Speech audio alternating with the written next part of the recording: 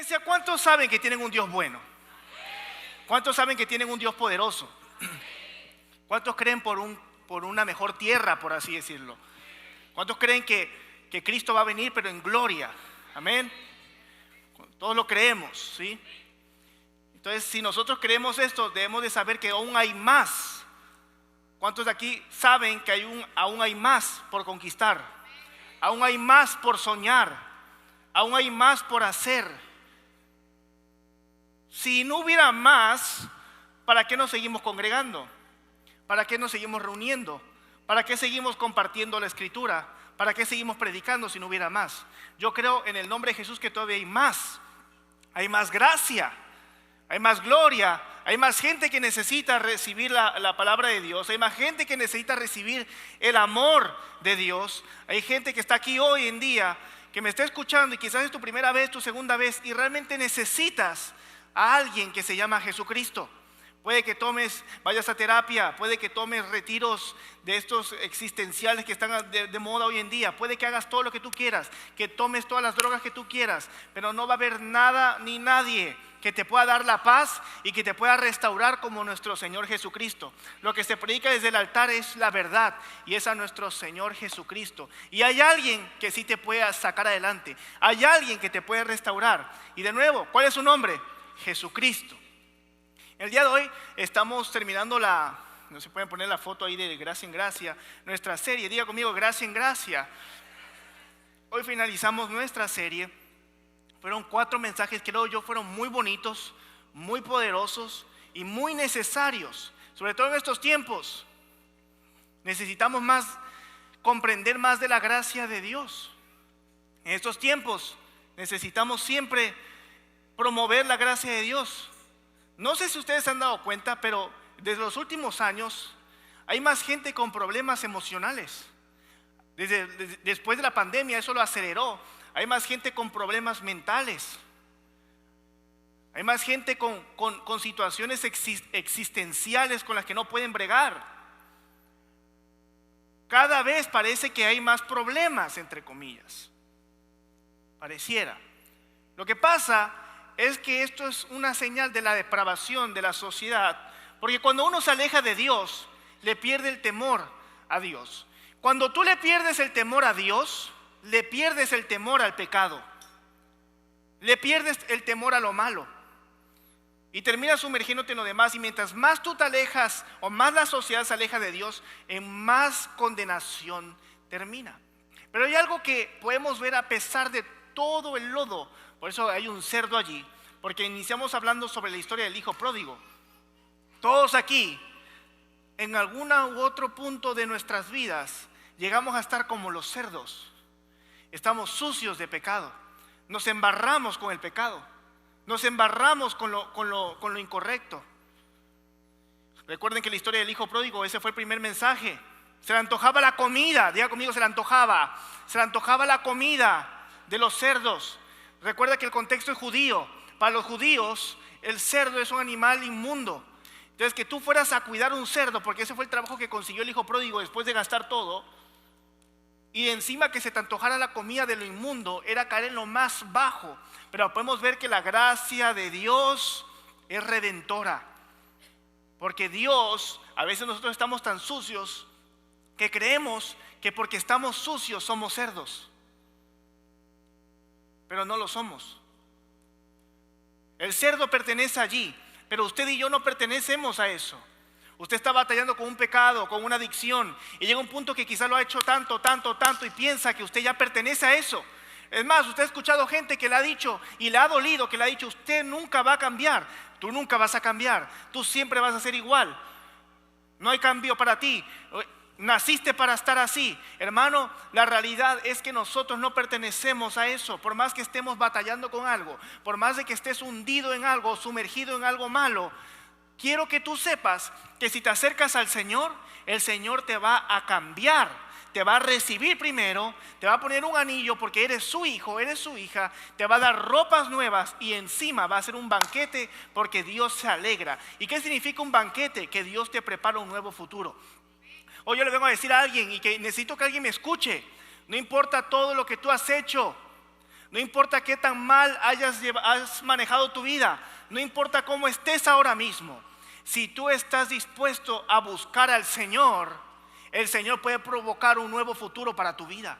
El Señor puede provocar un nuevo destino para tu vida. Hermano, yo necesito que usted me entienda. Hay cosas grandes que se vienen para los hijos de Dios. Los hijos de Dios tenemos que seguir creyendo por algo grande, porque su gracia está con nosotros. Hemos comprendido a lo largo de esta serie que la gracia es un atributo de Dios. Así como Dios es santo, así como Dios es justo, su gracia está allí. Dios siempre se movió en gracia.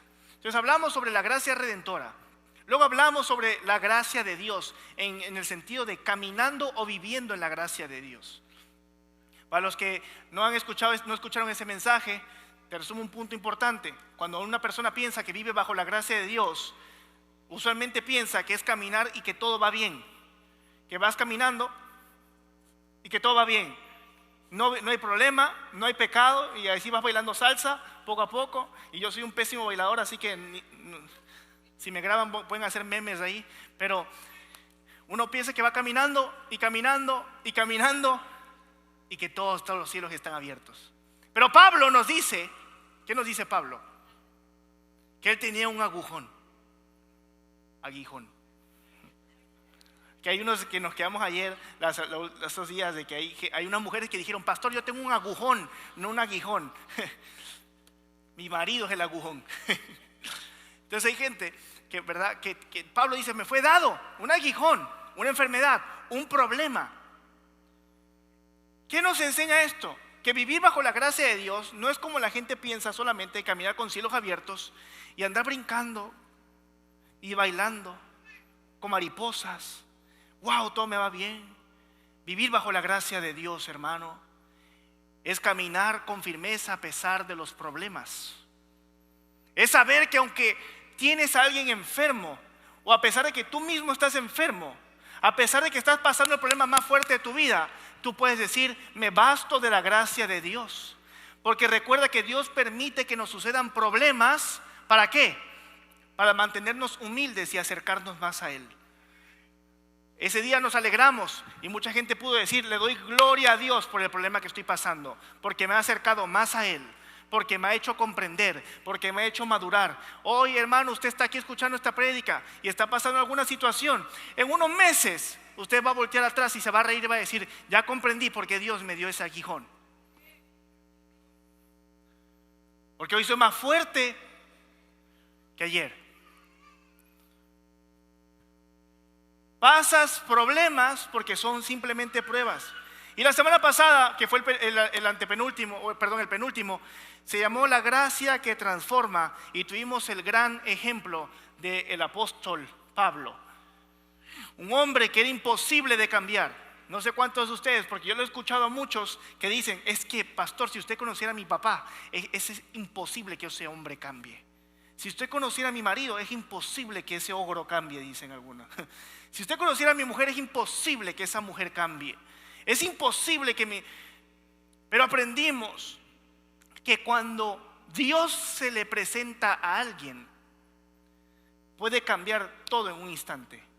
Porque Pablo era la persona que menos podía cambiar. No había prédica que cambiara a Pablo, pero sí le bastó algo. Diga conmigo: un encuentro con el Santo. Y se le aparece el Señor y dice que terminó temblando. Esto que nos enseña que hay mucha gente que piensa que llegar a la iglesia: ay, recibí a Dios, ay, siento mariposas en el estómago, ay, salí contento, como que en la iglesia sentí esa paz nada más. No estoy diciendo que no sientas paz o que no salgas contento, pero ¿qué nos enseña la Escritura? Que hay veces que estamos tan mal que tú llegas a la iglesia y sales ofendido. Una vez hablé con un miembro de la iglesia, son miembros muy queridos de aquí, y terminaron un encuentro. Me llama él y me dice: le voy a decir algo, pastor. El domingo que usted predicó, yo salí bien molesto con usted. Y yo así como que: ¿me está dando un cumplido? ¿O me va a tirar algo? Y dice: yo salí bien molesto con usted, pastor. Y dice: salí molesto, le dije a mi esposa: no quiero saber nada del pastor. Y yo así como que: me tienes aquí enfrente, porque estás pensando en voz alta o me lo estás diciendo. Y dice, yo no quería saber nada del pastor y me fui molesto y dije, es que el pastor está mal, el pastor está mal, el pastor está mal, porque esto que dijo no es así, porque esto que... No hablando en teología, sino hablando en algo que... Y dice, pero llegué a mi casa y Dios me habló y comprendí por qué yo estaba molesto con usted, porque todo lo que usted predicó es lo que yo estaba haciendo, me dice. Y me molesté con usted porque realmente usted señaló mi pecado, señaló mi error. Y me molesté tanto con Dios, pero me ayudó, me dice, porque sentí una confrontación de parte de Dios, que si no hubiera sido por eso, no lo hubiera cambiado. A veces que llegamos a la iglesia y pareciera que salimos molestos o asustados, pero eso nos pasa como el apóstol Pablo. Estaba temeroso y temblando, porque cuando uno se encuentra con Dios, es imposible que Dios no te haga mirar tu pecado y tu problema. Yo venía hablando con la pastora en estos días. Le decía, mi amor, es interesante cómo hay tanta gente que dice ser cristiana y son piedra de tropiezo para otros hermanos. Es interesante cómo hay gente que dice ser cristiana y solamente hablan mal de otras iglesias. Es interesante cómo hay gente que dice tener a Dios en su corazón y lo único que le sale es chisme de la boca.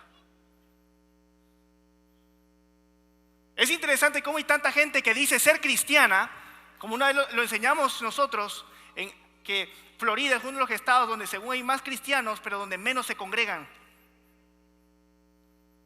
Es uno de los estados de Estados Unidos donde menos hay congregación por domingo. Como hay gente que puede decir soy cristiana y amo a Cristo y estar hablando mal del hermano. La respuesta es sencilla, porque no son cristianos, porque no tienen a Cristo en su corazón. No estoy diciendo que cuando uno va a ser perfecto, porque todos tenemos errores, pero hermano, présteme atención. Si nosotros tenemos a Dios en el corazón y todo el tiempo lo buscamos a Él y venimos aquí a la iglesia a adorar y cantamos aquí, oh Cristo, tu presencia es el... Yo voy a audicionar yo para la oración. Lloran pero de odio, creo que. Oh Cristo, tu presencia es el... Pero mi pregunta es, si tú realmente estás adorando ahí, oh Cristo,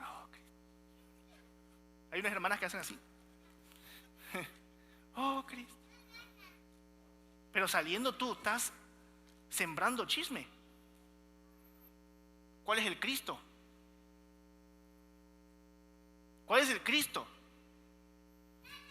¿Hay un Cristo de verdad o es un Cristo idealizado entonces? No podemos nosotros venir a la iglesia y pensar que estamos teniendo un encuentro con Cristo si no salimos confrontados por nuestro pecado. Y eso se llama gracia de Dios también. Porque a pesar de que tú estás adorando siendo un pecador, porque adoramos siendo pecadores, Dios nos recibe. Pero la gracia de Dios no es algo que solapa, como decimos en México. No sé cómo se dice en tu país, o alcahuetea. No te alcahuetea, no te solapa. La gracia de Dios te abraza, pero te jala la oreja al mismo tiempo. Te amo, pero te jala la oreja, porque aquí tienes que cambiar. Porque el que abusa de la gracia de Dios no merece el reino de los cielos tampoco. El que juega con eso. Entonces hemos hablado sobre la gracia transforma. Y hoy vamos a cerrar simplemente la serie con lo que se llama, el tema le puse comparte tu luz. Así que los que les guste escribir, anótenlo allí por favor. Comparte tu luz, comparte tu luz. Porque hoy vamos a aprender sobre que la gracia se tiene que compartir. Y hay un suceso muy hermoso en la historia de la Biblia que me encanta, está en los evangelios, pero vamos a verlo en el de Juan hoy, en el capítulo 4. Y es la historia de la mujer samaritana. Diga conmigo, mujer samaritana. Dice la palabra de Dios en Juan capítulo 4, vámonos al versículo al 5. Dice la Biblia: vino pues a una ciudad de Samaria llamada Sicar, junto a la heredad que Jacob dio a su hijo José. Y estaba allí el pozo de Jacob. Entonces Jesús, cansado del camino, se sentó junto al pozo. Era como la hora sexta. Número 1, hasta ahí, la palabra heredad significa campo, ¿sí? Entonces dice, se sentó junto a una ciudad de Samaria, junto al campo que Jacob dio a su hijo José. Y estaba allí el pozo de Jacob. Entonces, cansado del camino, se sentó junto al pozo. Era como la hora sexta. ¿Qué es la hora sexta? El mediodía, ¿sí? Vino una mujer de Samaria a sacar agua y Jesús le dijo, ¿Qué dijo Jesús? Léalo conmigo fuerte. ¿Qué dijo Jesús? Pues sus discípulos habían ido a la ciudad a comprar de comer. La mujer samaritana le dijo: ¿cómo tú siendo judío? Vamos a decirlo todos juntos, ¿vale? 1, 2, 3. ¿Cómo tú siendo judío me pides a mí de beber, que soy mujer samaritana? Porque judíos y samaritanos no sé qué, no se tratan entre sí. Esto es completamente poderoso cuando comprendemos el contexto. Y vámonos al contexto. Aquí tenemos una imagen de un mapa, no sé si lo tienen por allí. Cuando murió Salomón, el rey Salomón muere, Israel, la nación de Israel se pelea y se divide. Y queda Israel del norte, Israel del sur. El norte quedó como Samaria y el sur, ¿como qué? O sea, era por eso la tribu de Judá, o sea, todo eso de Judá y Samaria. ¿Qué fue lo que pasó? Se dice que en el año 722 antes de Cristo, los asirios llegaron al norte de Israel, o sea, ¿a dónde? ¿A dónde? ¿A dónde? Y conquistaron, y lo que hicieron fue que exiliaron a algunos israelíes, pero con eso también trajeron a gente de otras naciones. ¿Y qué fue lo que pasó? Aquí te estoy dando el contexto para que veas por qué la mujer samaritana dice esto. Porque cuando viene esta gente, obviamente se divide y todo este show, llega esta gente, llega esta gente acá, los conquistan. Los mismos judíos o los mismos samaritanos que eran judíos, porque simplemente se dividieron, pero eran ¿qué? Judíos, permitieron que su fe se volviera híbrida, porque los demás llegaron con otros dioses, con otras culturas, y luego los samaritanos, los judíos samaritanos dijeron: bueno, pues vamos a aceptarlos y vamos a mezclar a nuestro Dios con las culturas de ellos. Por eso es que los de Judea le agarraron tanta rabia a los samaritanos, porque eran considerados para ellos unos apóstatas, diga conmigo, apóstatas o herejes, personas que prostituyeron su fe. Hablando religiosamente, Judea, los judíos de aquí, en la historia, siguieron creyendo en todo el Antiguo Testamento. En la Septuaginta se llama, me parece. Hasta el Pentateuco, los primeros 5 libros de la Biblia, y después en todos los profetas. Los samaritanos dejaron de creer en todos los profetas, solamente se quedaron en el Pentateuco, solamente creían en los primeros 5 libros. Entonces también eso era una herejía. Por eso tú conoces a judíos, hay judíos, y todo se divide, depende de dónde viene su familia, judíos que creen en todo el Antiguo Testamento, judíos que solamente creen en los 5 libros del Antiguo Testamento, y los judíos cristianos que creen, ¿verdad?, en Cristo y creen en todo el Nuevo Testamento. Entonces aquí había como que ya un conflicto. La Biblia nos dice, y Juan lo anota, ahorita lo vas a ver, cuando dice en el versículo 9, después de la pregunta: ¿cómo tú siendo judío me pides a mí de beber, que soy mujer samaritana? Porque judíos y samaritanos, ¿qué? En toda esta historia vamos a ver la primera vez en que Jesucristo dice de su propia boca que Él es el Mesías. Esto es interesante, porque en todas las demás era Jesús es el Mesías, venido el Mesías, dice Juan el Bautista, el Mesías. Pero esta es la primera vez donde Jesús dice con su propia boca que Él es el Mesías. Se lo dijo a una mujer samaritana y también a una mujer. Ahorita vas a entender por qué una mujer. Algo que tenemos que notar aquí, que también siguió, ponme otra vez el mapa por favor, que siguió causando tensión, es lo siguiente. Jerusalén está aquí. Jerusalén, en Judea. ¿Y dónde fue hecho el templo de Salomón? ¿En dónde? En Jerusalén, diga conmigo, Jerusalén. Estamos fallando en historia. ¿Dónde fue hecho el templo de Salomón? Vamos a regresar. ¿Dónde fue hecho el templo de Salomón? ¿Y en dónde se subía a adorar siempre? Jerusalén. ¿Al templo de qué? Jerusalén. ¿Dónde se reunían todos los judíos? ¿Dónde se manifestaba Dios? Por eso es que se considera una ciudad sagrada. O se consideraba. Ahorita vamos a prestarle atención a eso. Todo era en Jerusalén. Los judíos excluyeron a los samaritanos. Dijeron, ustedes no pueden venir a adorar al templo con nosotros. Nadie de Samaria puede venir a adorar al templo con nosotros. Entonces los samaritanos dijeron, pues nosotros vamos a hacer nuestro propio templo. Y ellos hicieron su propio templo en el monte de Gerizim. Y esto era también una causa de conflicto religiosa, política, ¿verdad? Y esto también que hizo aumentar la rabia contra los judíos, ¿verdad? De Judea, porque decían, oye, pero aquí nada más está Dios, sigues profanando. Entonces eso causó rabia, y también en el siglo II antes de Cristo se nos dice que los samaritanos, ¿sí?, profanaron el templo de Jerusalén. O sea, para variar, ellos fueron y profanaron, se metieron a la fuerza y lo profanaron, y eso causó más rabia. Y dice aquí que ellos, ¿qué dice? No, judíos y samaritanos no se tratan entre sí. ¿Qué significa esto? En el griego, la traducción literal del griego que escribió el apóstol Juan dice: los judíos y los samaritanos no comparten utensilios. Esa es la traducción del griego. Porque los judíos y samaritanos en español dice no se tratan entre qué, pero en el original dice no comparten qué, utensilios, no conviven, no comen del mismo plato, no toman de la misma copa. No podemos ni siquiera estar. La historia nos enseña que los judíos, si venía un judío para acá y venía un samaritano para acá, los dos se dividían. Era imposible, tú no podías ver. Es como tu vecino que te cae mal. Si tú estás limpiando el patio y ves que él sale, se me quedó algo en la casa, y te metes para no verle la cara. Si uno está, es de esa misma forma.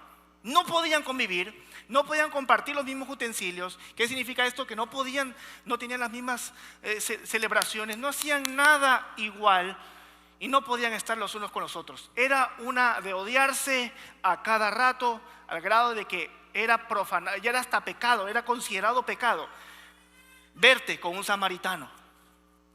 No sé cuántos de aquí van agarrando el hilo de por qué esta historia es tan controversial para esa época. Entonces, Jesús dice aquí, que leímos, que los discípulos habían ido ¿a dónde? A Samaria, al pueblo, a Sicar, a comprar ¿qué? Comida. Entonces, si ellos llegan a Samaria, ellos se pudieron haber dado la vuelta, porque eso es lo que hacían los judíos. Si ellos querían llegar, por ejemplo, si ellos estaban acá y querían ir para acá, o para allá al norte, en lugar de cruzar por acá, ellos daban toda la vuelta porque no podían convivir con los samaritanos. Y Jesús decía, mira, vamos a atravesar allí. Y llegaron al campo que Jacob les dio, en los pozos que Jacob hizo. Eso es historia también ahí dentro de la misma historia. Y ahí Jesucristo llega a Samaria. Los discípulos que están recién siendo discípulos, quiero que usted lo sepa, los discípulos que están empezando, y todos los discípulos eran ¿qué? ¿Qué? ¿De dónde? De Jerusalén, de Judea. Todos eran de allí. Entonces Jesucristo, el Mesías, te dice, vamos, y en tus misiones te cruzas por Samaria, te hace quedarte ahí, y dice, no compartían los mismos ¿qué? Utensilios. Y Jesús les manda a comprar comida hecha por samaritanos y tocada ¿por qué? Por samaritanos. Esos hombres de seguro se fueron molestos, diciendo, ¿cómo Jesucristo nos va a mandar aquí a comer con estas chusmas? Me imagino a esos discípulos así como que, uy, samaritanos, uy, guácala, fúchila. Y lo molesto como que, se está retorciendo Moisés en su tumba si nos viera aquí. Abraham se estaría retorciendo si nos viera aquí. Ellos se venían hablando de seguro, y Jesús los manda a comprar. Y Jesús se sienta en un pozo. ¿Que lo hizo quién? Estamos en una clase hoy, ¿verdad? En Jacob. Dice que eran las 12 del día y se aparece una mujer que fue a buscar agua en el pozo. Nosotros sabemos que la mujer samaritana era una mujer que no era prostituta de oficio, pero andaba como que en el oficio. ¿Sí? Porque ustedes, si leemos la Biblia, ahorita que leamos la historia, Jesús le dice: tuviste 5 maridos y los 5 los perdiste porque andabas acostándote con otros, y el con el que estás ahora no es tu marido. ¿Qué hace una mujer a las 12 del día? La historia nos dice que usualmente ese era uno de los pozos, habían varios, y ese era el menos transcurrido. Número 1, el menos transcurrido. Número 2, las mujeres o iban muy de mañana o en la tarde a buscar agua en el pozo por el calor y por el sol. El hecho de que esta mujer haya ido a las 12 del día y al pozo de Sicar era porque era una mujer que ya era conocida por toda la sociedad como la adúltera, y ella no podía ir a sacar agua de un pozo, con otras mujeres porque le iban a ver mal, porque la despreciaban. Entonces decidió irse a un pozo, o acostumbraba a ir a sacar agua de un pozo que estaba separado de todos los demás, y a una hora donde nadie, diga conmigo, nadie iba. Como cuando uno está haciendo cosas malas, uno va a hacer cosas en una hora donde nadie está. Por eso dicen que en la noche, en la madrugada suceden más delitos, porque casi todo el mundo está dormido. Y se fue para allá y se encuentra un hombre judío, lo reconoce que era judío. Jesús no le dice soy judío. Jesús no le dice soy judío, lo reconoce por la forma de vestir. Punto número 3, Jesús está hablando con una mujer, que eso fue una de las causas de las que los discípulos se quedaron en shock. Y luego dice la Biblia, pero no dijeron nada, porque el hecho de que tú fueras un judío, los judíos no podían hablar con mujeres en público, a menos que fuera tu propia hija o tu propia esposa. Pero los rabinos no podían hablar ni con sus propias mujeres ni con sus propias hijas en público. ¿Y Jesús era un qué? Un rabí. Toda persona que enseñaba de la ley no podía ni siquiera hablar con mujer ni con su propia esposa en público. Entonces, que te vieran como judío hablando con otra mujer ya era considerado algo como una deshonra, casi como algo tipo de adulterio. Esto es lo que yo quiero que tú comprendas del contexto base. Jesús manda a los discípulos a comprar comida a una ciudad samaritana. Se encuentra esta mujer. Número 2 es mujer. Que en ese tiempo, por eso la gente ahí se espantaba y la trataba mal, pero Jesús vino a tratarlas bien. Jesús dice que es el Mesías. No se lo dijo ni siquiera a sus propios discípulos, se lo dijo a una mujer, y para variar samaritana, que ni siquiera era de su propia tierra. No sé si usted no está viendo ya desde ahorita la gracia de Dios y el poder de la gracia de Dios. La mujer samaritana no representa solamente una mujer en la historia. Ponme la foto allí, por favor. No representa solamente esta historia. La mujer samaritana, yo quiero que usted sepa que somos usted y yo. No con los mismos pecados, pero sí espiritualmente. Jesús está sentado y llega esta mujer a sacar agua. Y Jesucristo le dice, dame de beber. Le pide algo. Un judío pidiéndole algo a una mujer considerada inmunda, inservible ante la sociedad. Pero Jesucristo no ve lo que ve la sociedad.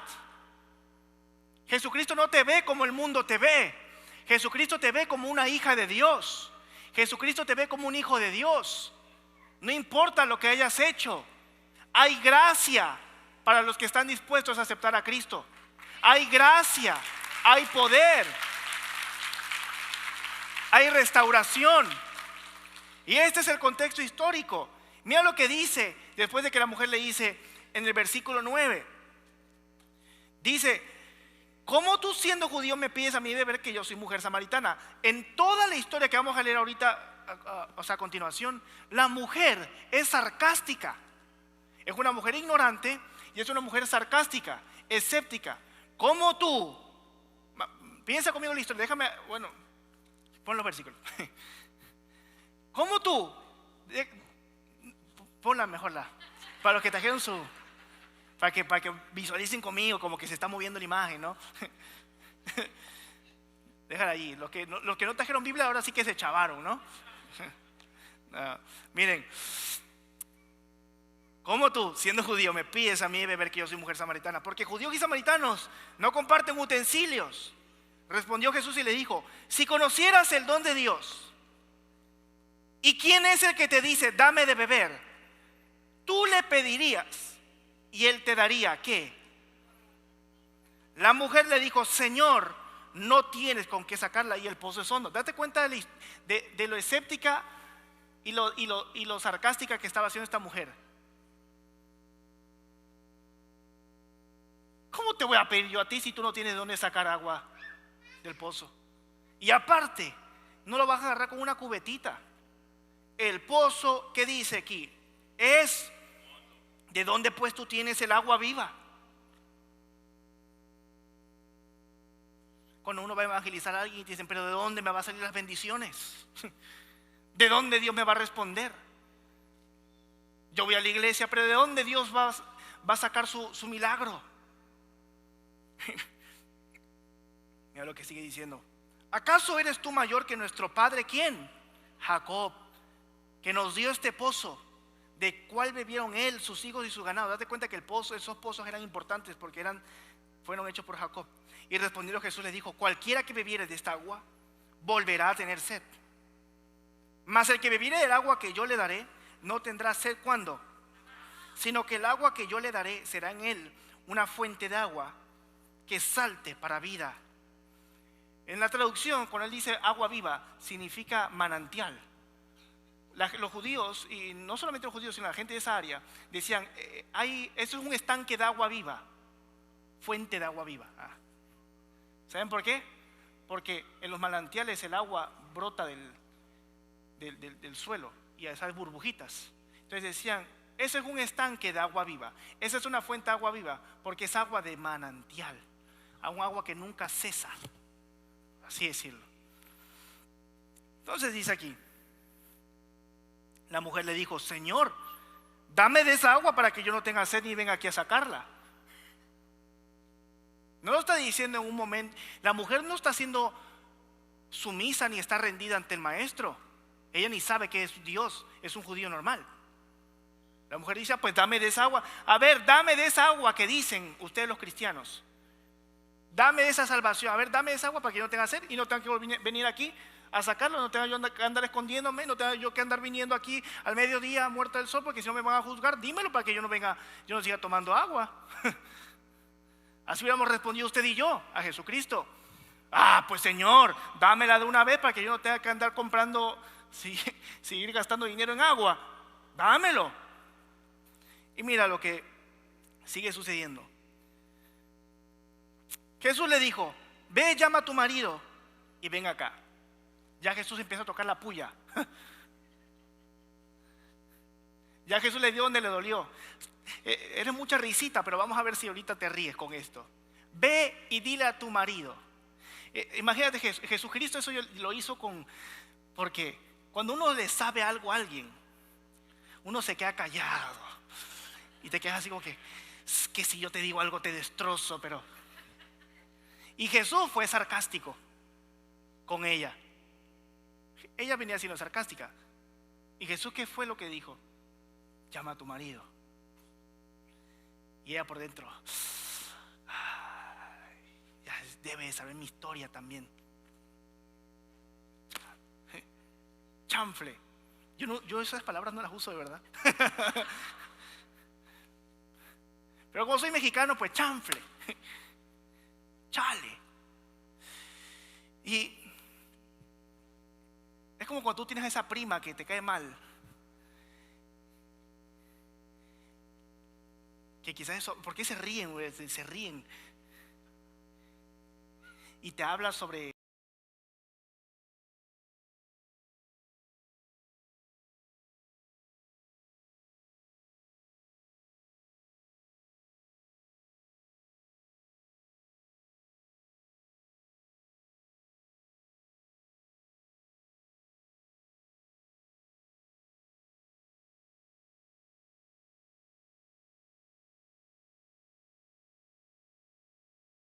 no tengo marido, y Jesús le sigue tocando ahí la pus y le dice, porque 5 maridos has tenido y al que ahora tienes no es tu marido, así que lo has dicho de verdad, no tengo marido. Y la mujer le dijo, Señor, me parece que tú eres profeta.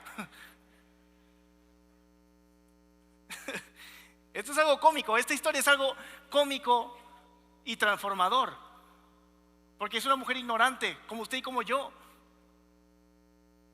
¿Y qué le dice aquí? ¿Cuántos de nosotros a veces por querer retar a Jesús nos termina transformando? Hay gente que viene a la iglesia pidiendo una respuesta a Dios o retando a Dios. Dios, si tú sanas, yo te voy a servir. Y te sana. Y tú, ¿cuánta gente hace esas oraciones, verdad? Señor, si tú me das el trabajo, te prometo que te voy a diezmar y ofrendar y te voy a servir. Y te da el trabajo que tú querías y tú como que, en el otro Dios, en el otro. Pero hermano, démonos cuenta cómo Jesús nos va transformando, nos va agarrando. Y está esta mujer allí y ya me imagino ahí como que, ya sabe, ya le contaron o algo así. Y le dice la mujer, Señor, me parece que tú eres profeta. Nuestros padres adoraron en este monte y vosotros decís en Jerusalén. Estoy en Samaria, ustedes dicen allá, ¿qué dicen? Que en Jerusalén es el lugar donde se debe adorar. O sea, los samaritanos también le tenían rabia porque ellos no podían adorar a Dios, con el que se criaron también, porque los de Judea solamente decían que aquí se podía adorar a Dios. ¿En dónde era? Ahora estamos aprendiendo, ¿verdad? ¿En dónde? En Jerusalén. Entonces dice, pero date cuenta, la mujer, ya Jesús le tocó la pus y ahora se molesta. Señor, me parece que tú eres profeta. Nuestros padres adoraron en este monte porque estaban en los pozos de ¿quién? Y vosotros decís en Jerusalén, donde no están los pozos, que allá se debe de adorar. O sea, ustedes están diciendo, o sea, tú me vienes ahorita a mí a transformar la vida, pero me estás diciendo, pero ¿cómo voy a cambiar mi vida yo, Jesús, si yo no puedo adorar aquí, en Jerezim? Yo no puedo adorar aquí. ¿Cómo voy a cambiar mi vida si yo no te puedo buscar? Si yo no soy una judía, no tengo ya no tengo quizás la crianza completa, ni soy tan ortodoxa como ustedes.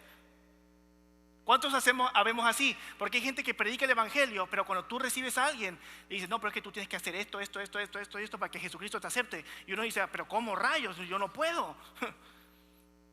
Pero Jesucristo nos da una enseñanza profética aquí y escatológica, présteme atención. Quizás a mucha gente no le guste lo que dijo Jesús, pero Jesús le dijo, mujer, créeme que la hora viene cuando ni este monte, ni en dónde, ni en este monte, ni en Jerusalén adoraréis al Padre. Vosotros adoráis lo que no sabéis, nosotros adoramos lo que sabemos, porque la salvación viene de los judíos. ¿Por qué la salvación venía de los judíos? ¿Por quién? Porque Jesús es judío, ¿sí? Mas la hora viene, y ahora es cuando los verdaderos adoradores adorarán al Padre en espíritu y en verdad, porque también el Padre, tales adoradores, busca que le adoren. Dios es espíritu, y los que le adoran en espíritu y en verdad, es necesario que le adoren. Y aquí es algo clave. No sé si me ayudan con un fondo, por favor, para terminar. Jesús le está diciendo, este versículo yo lo he escuchado tantas veces, y los adoradores en espíritu y en verdad, y yo he visto grupos de alabanza que se ponen ese versículo allí, pero tenemos que comprender lo que significa esto. Llegará el tiempo donde no vas a tener que adorar ni en este monte, ni allá en el sur. Porque lo que Jesús vino a decir cuando Él habló de la destrucción del templo, Jesucristo mismo lo dijo. Y no es que Jesús haya sido palestino, Jesús lo dijo. Cuando vieron el templo, le dicen los discípulos: mira, wow, mira ese templo. Se va a caer y en 3 días se va a volver a ¿qué? Jesucristo no hablaba del templo físico, hablaba de Él porque Él iba a resucitar en 3 días. Lo que Jesús vino a enseñarle a toda esta gente es de que ya no hay una adoración ni en Gerazim, ni en el monte de Jerusalén. Hay gente que viaja hasta Israel pensando que van a estar más cerca de Dios en Israel, y tocan el muro de los lamentos, y tú ves las fotos así, parece que les están haciendo y no está mal. O sea, si tú tienes la oportunidad y quieres orar, y pues lo haces representativamente, ¿verdad? Pero hay gente que piensa en su corazón que tocando ese muro está más cerca de Dios, o que están. Jesús vino a decir algo: dejen de idolatrar lugares, dejen de idolatrar zonas, porque los que adoren a Dios no van a tener que subir un templo, no van a tener que hacer tanto show para subir un templo. Adorarán en espíritu y en verdad, porque yo he venido para ustedes. Esto es una sorpresa para nosotros.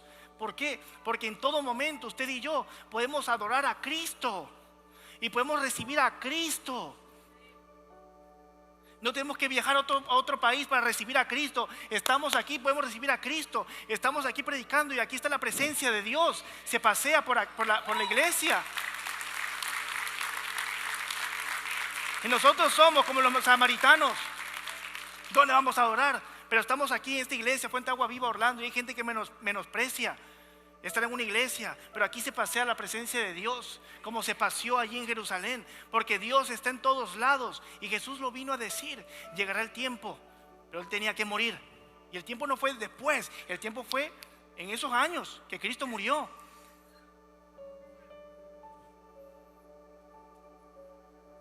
Eso es lo que debemos de estar predicando.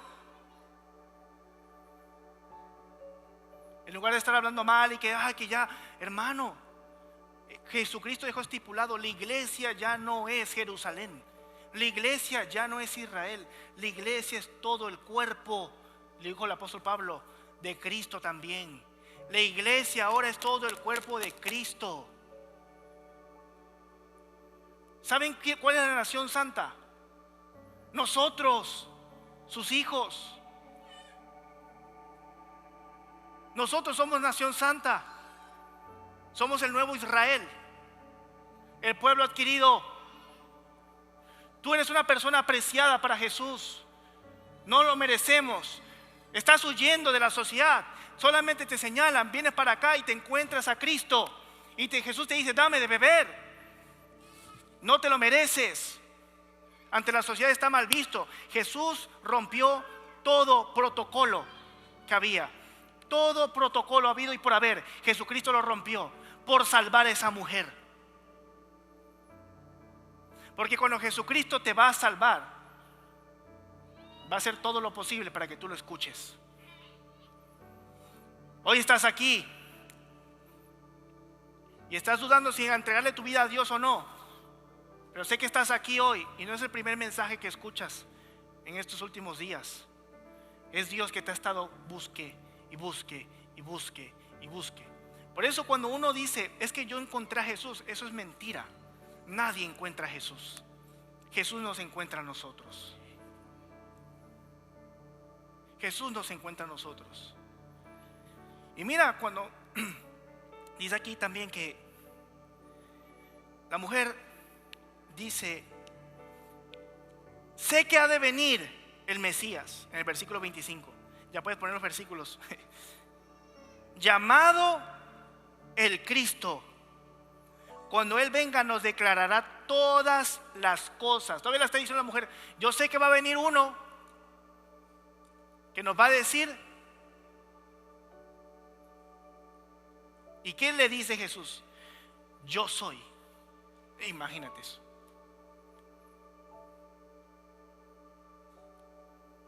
Siendo la persona más pecadora de la ciudad y menos honrosa,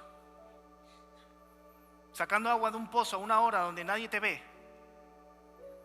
en un pozo que está apartado porque nadie quiere estar contigo, y se te aparece un hombre que te dice: yo te voy a dar agua, porque lo que ustedes tienen es sed espiritual, y nunca más van a volver a tener sed espiritual. Si no, la peor persona sentada en un pozo sacando agua, y que un hombre te diga, que tú le digas a un hombre primero: yo sé que va a venir el Mesías, llamado el Cristo, y que te diga: yo soy. Los pelos se le ponen así. Yo soy. Yo soy. ¿Saben qué fue lo que pasó? Que estamos viendo la historia de una mujer que no tenía dignidad, pero encontrarse con el Mesías le elevó la dignidad. Una mujer que no tenía precio ni valor, pero sacando agua de un pozo se encuentra un hombre que le volvió a traer dignidad y le volvió a traer valor a su vida. Una mujer donde toda su vida la venían: porque hiciste, y era de los peores pecados que podían haber. Se salvó de no ser apedreada, porque si hubiera estado en Judea le hubieran apedreado. Y se encuentra a un Dios y dice: te doy un nuevo futuro. Yo soy con el que tú hablas. Así que no importa si esto lo hizo Jacob, no importa si Jerusalén está allá o Gerazín está acá, porque yo soy con el que tú hablas. En esto vinieron los discípulos y se maravillaron. ¿Por qué? Porque hablaba con una mujer. ¿Se recuerdan? Que era prohibido. Pero ninguno dijo: ¿qué preguntas? ¿Qué hablas con ella? Entonces la mujer dejó su cántaro. La mujer nunca agarró agua. Tenía sed, pero nunca agarró agua, porque dice que ella llegó a agarrar agua y Jesús habló con ella. ¿Qué dice aquí? Dejó su cántaro y fue a la ciudad y dijo a los hombres: venid a ver a un hombre que me ha dicho todo cuanto he hecho. ¿No será este el Cristo? Entonces salieron de la ciudad y vinieron. Entre tanto los discípulos le rogaban: maestro, vas a comer. Rabí, come. Rabí, date cuenta, rabí, yo tengo una comida que comer que vosotros no sabéis. Y luego leís ahí y él predica: mi comida es que yo haga la voluntad del Padre. Lo que me sacia a mí es hacer la voluntad del Padre. Los discípulos ya venían con prejuicios, porque estaban rodeados de samaritanos, se sentían ya sucios, compraron comida hecha por samaritanos y se encuentran a su maestro hablando con una mujer que para variar tenía mala fama. Y aquí podemos ver la gracia de Dios. Y dice el versículo 39, nos saltamos hasta el 39, y dice: y muchos de los samaritanos de aquella ciudad creyeron en él por la palabra de ¿quién? Que daba testimonio diciendo: me dijo todo lo que he hecho. Entonces vinieron los samaritanos a él y le rogaron que se quedase con ellos. Y se quedó allí 2 días. Y creyeron muchos más por la palabra de él. Y decían a la mujer: ya no creemos solamente por tu dicho, porque nosotros mismos hemos oído y sabemos que verdaderamente este es el Salvador del mundo, el Cristo. El Cristo. Se quedó 2 días más con los samaritanos. Los discípulos estaban que ardían de seguro, pero les enseñó: yo vine por todos, por todo aquel que me acepte.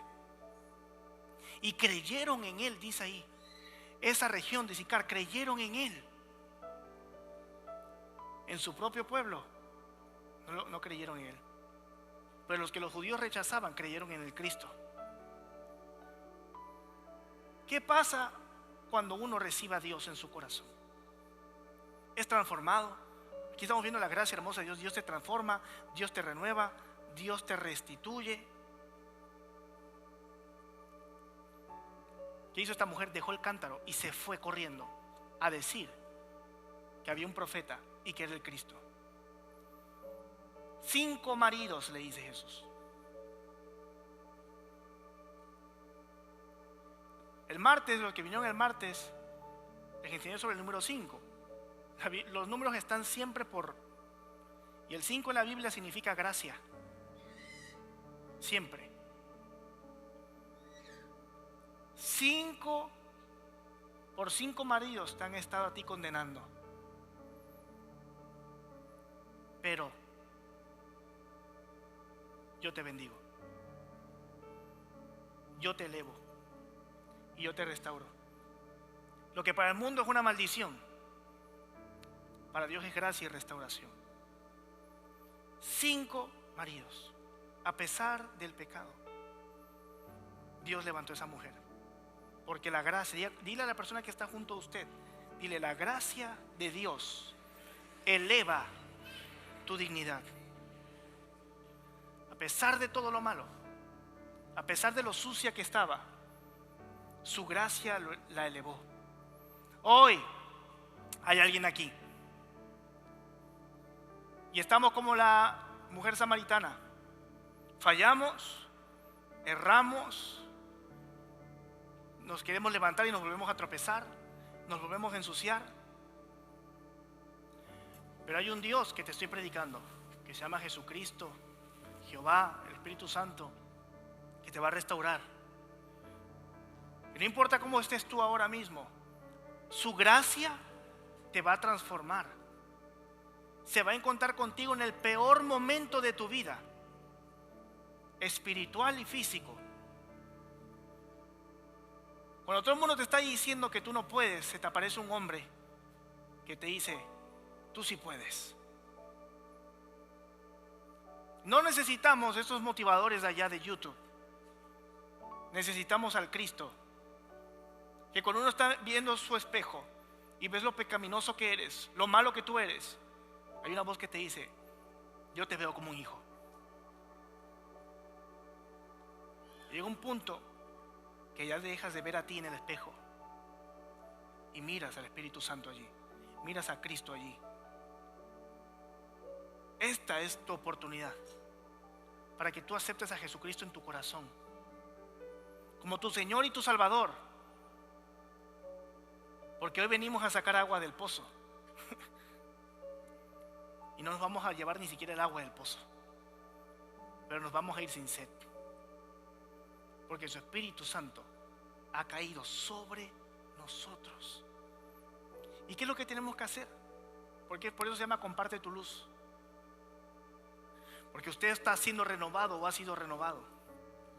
Pero le pregunto, usted es como la mujer samaritana que salió a correr a decirle a todo el mundo lo que Jesús ha hecho con usted. Usted salga corriendo esta semana y dígale a sus compañeros de trabajo, a sus amigos: mira lo que Cristo ha hecho conmigo. Soy la peor persona, sí, llámame como tú quieras, pero desde que sigo a Cristo he podido dormir. Desde que sigo a Cristo tengo paz. Desde que sigo a Cristo mis hijos están mejor. Desde que sigo a Cristo. Y ahí vas a ver cómo mucha gente va a aceptar al Mesías, porque van a escuchar tu testimonio.